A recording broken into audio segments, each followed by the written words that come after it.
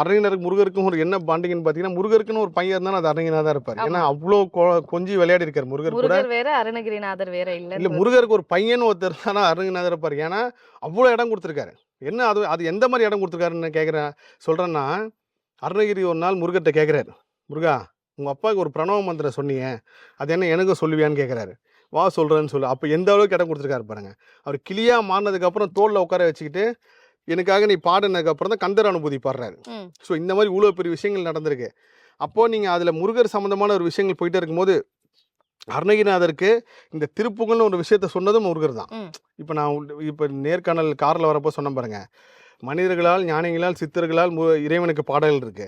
ஆனா இறைவனே வேண்டி கேட்ட பாடல் தான் திருப்புகழ். அப்போ அருணகிரிநாதரோட இயற்பெயர் அப்படின்னு பார்த்தீங்கன்னா, அண்ணாமலைநாதர் தான் அவரோட இயற்பெயர். ம். அவர் விழுந்த வரும்போது அருணகிரிநாதர் முருகர் அவருக்கு பேர் வைக்கிறாரு. அருணகிரிநாதர்ன்ற பெயரே முருகர் தான் வைக்கிறாரு. முருகர் தான் வைக்கிறாரு.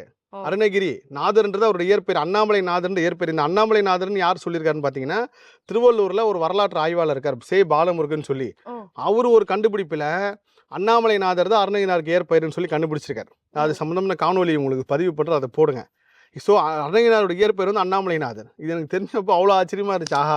நம்ம இவ்வளோ நாள் அருணகிரிநாதர் அந்த அந்த அருணகிரிநாதர் பேர் முருகர் தான் வைக்கிறாரு.